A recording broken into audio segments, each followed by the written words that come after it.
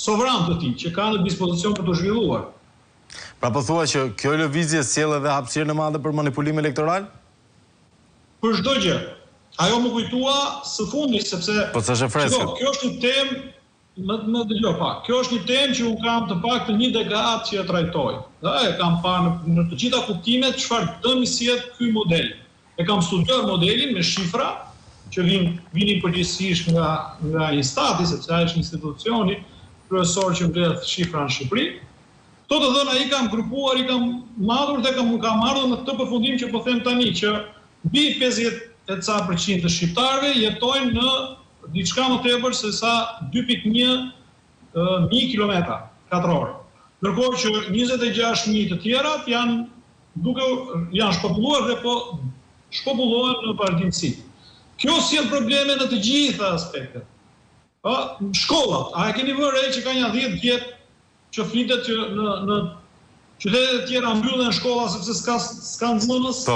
Ndërkohë që në Tirana ka marrë miliona euro borxh, kredi, për të ndërtuar shkolla të reja, pa hyrë fare te cilësia e shkollës, tek kosto e ndërtimit të një shkolle, pa hyrë fare te kjo vetë fakti që në disa qytete po u mbyll kanë shkolla, në disa të tjera duhen të ndërtohen shkolla të reja. Në një kohë ku popullsia ka rënë, sepse shkollat ne kishim kur i kishim 3.2 milion banor në 90-të kishim shkolla për në çdo praj popullsi sa ishim. Nëse ne kemi rënë si popullsi, logjika ta do që ne na duhen më pak shkolla. Ndërkohë ne po kërkojmë të ndërtojmë shkolla të reja. Ky ajo bën sens, kjo tregon për një shoqëri e cila drejtohet keq. Se s'ka logjik. Pse duhet mbyllen në një vend për të hapur në një vend tjetër? Është pikërisht për kësaj zhvendosje, Por kur themi për shkollat është për çdo gjë tjetër, për modelin ekonomik, është pikërisht ky model territorial, demografiko-territorial që pamundson ndërtimin e një modeli ekonomik. Është për bujqësinë. Njësoj, janë larguar njerëzit, pra janë rritur distancat e konsumatorit me prodhimin, ndërkohë që atje ku bëhet prodhimi, mungojnë njerëz. Toka është, po mungon njerëz. Po si do bëhet prodhimi bujqësor? Është shumë çka të tjera. Armand Shkëmbin nga sektori i real estate-it, mirëmëngjes, mirëse. Tani kam një pyetje tjetër për kapratën. Çështja është tek ky deformim, cili mendoni se do të jetë rezultati, le të themi, afatmesëm i këtyre qarqeve të zbrazura, zoti Kaprata? Veçanërisht zonat rurale. Rezultati afatmesëm dhe biles dhe afat shkurtër është që atje jetojnë keq. Kanë falimentuar shumica dërmuese e bashkive përbërëse të këtyre qarqeve. Dhe popullsia është grumbulluar në Tiranë, po këtu unë duhet të jap një informacion të ri që ju se keni vëre. Po është e vërtetë që Tirana në 12 vitet e fundit, sikurse na thotë Instat i 2023-shit, pra matja e 2023-shit, që ata nuk e di pse e quajnë cens, po është census në gjithë botën që është kështu, ka fituar vetëm 40.000 banor në 12 vjet. Është katastrofike. Pra tregon që Tirana, siç ku unë e kam dyshuar, në 5 vitet e fundit edhe Tirana është duke humbur banor. Nga ana tjetër kemi edhe informacion tjetër të ri, po në lidhje me Tiranën.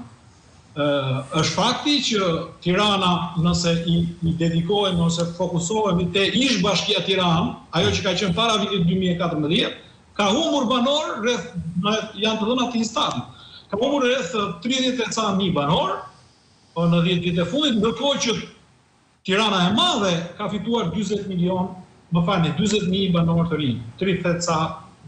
Çka do të thotë kjo? Kjo do të thotë që jo vetëm neve jemi në atë kulmin e modelit që në Britaninë e fundit të revolucionit industrial kërkoi nevojën e lindjes të konceptit të rishpërndarjes së popullsisë. Ebenezer Howard është një autor jashtëzakonshëm me qytetet kopës të asaj periudhe, por ne kemi hyrë në një fenomen po aq të dëmshëm ose akoma dhe më të dëmshëm urban, i cili është suburbanizimi.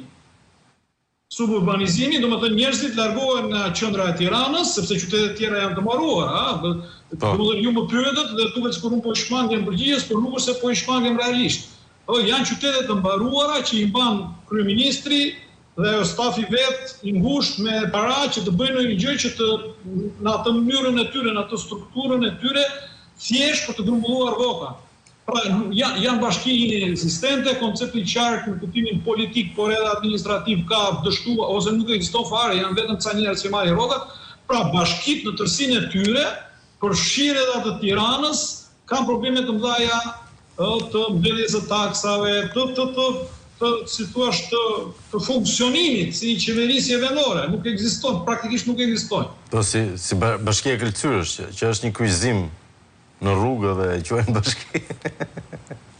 Jo, patjetër, shiko, juve thoni me të qeshur, por është një problem shumë i madh. Tocqueville është një autor francez, duke evokuar ndjesë atij zotërisë që është aty, po më duhet t'ja marr pak kohë për këtë. Është një autor i madh francez, ka bërë librin më të madh në shkencat politike dhe ai thotë që shkëlqimi i Amerikës në krahasim me Europën është pikërisht sepse atje ka pushtet të fortë vendor. Prandaj edhe suksesi i Amerikës ka shi Francës që ai nifte më mirë, po edhe gjithë vendet e Europës në vitet e largta 1800 ca, është pikërisht e kjo dhe juve mund të duket gjë e vogël edhe në bisedën popullore, shoqërore, në tavolinë, kudo, ne na duket si gjë më punë e madhe se një pushteti vendor. Po është një gjë shumë e rëndësishme.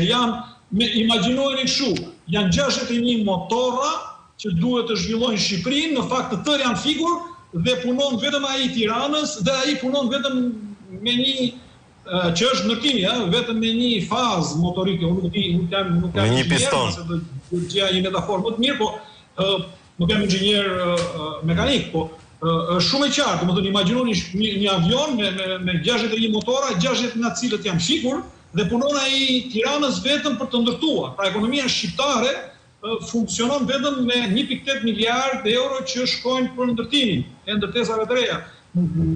Të tjerat janë mbushëse në një nivel minimal.